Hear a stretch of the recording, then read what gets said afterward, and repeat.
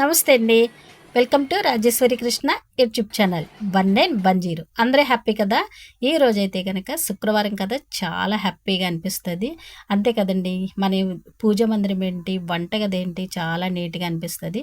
అమ్మవారికి వచ్చేసి ప్రసాదం కదా, ముందుగా అయితే ప్రసాదానికి అయితే కనుక రైస్ అనేది పెట్టేశాను. అంటే కొంచెం రైస్ తీసి పాలేంటి, నెయ్యి ఏంటి ఇవన్నీ వేసి చక్కగా అమ్మవారికి బెల్లం అది వేసి నైవేద్యం కింద సమర్పించుకుంటాను అనమాట. తర్వాత వీళ్ళని బట్టి పులిహోర కూడా చేసుకోవచ్చు. ఈరోజు శుక్రవారం కాబట్టి అమ్మవారికి అయితే తెల్లవారుజాము అనేది దీపం పెట్టుకోవాలి కదా, చక్కగా ఫినిష్ అయిపోయిందిలేండి. పూజ ఏంటి చక్కగా అన్నీ, ఈరోజు టిఫిన్ ఏంటి అన్నీ ఆల్మోస్ట్ చాలా వరకు చేసేసాను. ఇకైతే కనుక 10 అనేది అయిపోతుంది. మార్నింగ్ వచ్చేసి ఎండ అయితే చాలా ఎక్కువగా ఉంది. చూడండి, విండోస్ నుంచి అయితే వెళ్తారు అనేది ఎక్కువగా వచ్చేస్తుంది.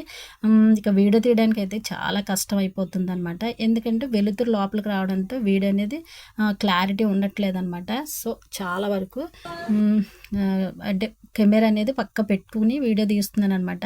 ప్రాబ్లం ఏంటంటే వీడియో తీసేవాళ్ళు లేక చాలా కష్టమైపోతుంది. ఎవరికి వాళ్ళకి ఇదే ప్రాబ్లం అనుకోండి. ఇక వచ్చేసి ఫ్రైడే కదా, ఈరోజు కరెక్ట్గా 10:30 అయిన తర్వాత రాహుకాలం ఉంటుంది కదండి, చక్కగా దీపం పెట్టుకోవడానికి అమ్మవారి దగ్గరికి అయితే వచ్చేసానండి. ఈ రోజైతే అమ్మవారు చూడండి, నిమ్మకాయల దండతో అమ్మవారు అయితే చక్కగా కలకల్లాడిపోతున్నారు. ఈ రోజైతే అమ్మవారికి చక్కగా నిమ్మ డప్పులు అనేవి 2 తీసుకొచ్చి ఆవునేతితో దీపాలు అనేవి పెట్టుకున్నాను అనమాట.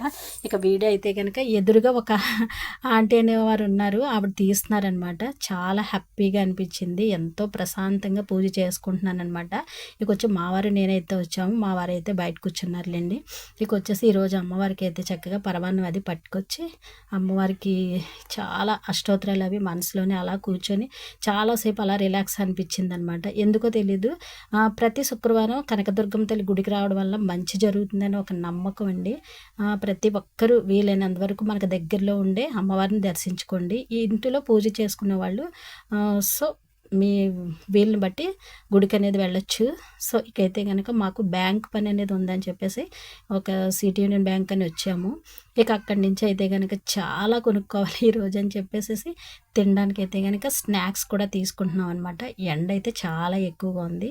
బండి కాబట్టి అక్కడికక్కడే మనకి కొద్దిగా అంటే మనకి అన్నీ కొనుక్కోవడానికి అనేది వీలు ఉంటుందన్నమాట. చక్కగా మనకి మధ్యాహ్నం టైం స్నాక్స్ తప్పకుండా ఉండాలి కదా, సో అవన్నీ తీసుకున్నాం అనమాట. ఇక శనివారం కదండి, మనకి తప్పకుండా కలిసానికి కొబ్బరికాయ మళ్ళీ కొట్టుకోవడానికి, వ్రతం అయిన తర్వాత మళ్ళీ ఒక కొబ్బరికాయ అనేది కొడతాం కదా అని చెప్పేసి కొబ్బరికాయలు అవి తీసుకున్నాను అనమాట.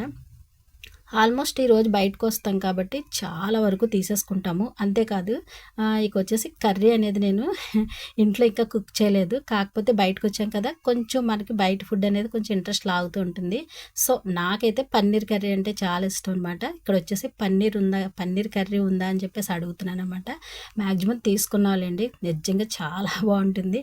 ఈ హోటల్ అయితే కనుక బ్రాహ్మణ హోటల్ అనమాట. చాలా అన్ని రకాలు ఉంటాయి. ఇక వచ్చేసి మువ్వంకాయ ఉంటుంది చూడండి, మువ్వంకాయ అయితే కనుక ఇక్కడ చాలా టేస్టీగా ఉంటుంది.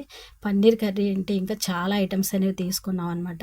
ఇక వచ్చేసి ఈ బాటిల్ అయితే కనుక మనకి నల్ల సబ్జాలు ఉంటాయి కదా, అవి నిమ్మరసంలో కలిపి అట్లా పెట్టానమాట. మధ్యాహ్నం టైంలో కొంచెం తాగామనుకోండి, దాహం అనేది తగ్గుతూ ఉంటుందన్నమాట.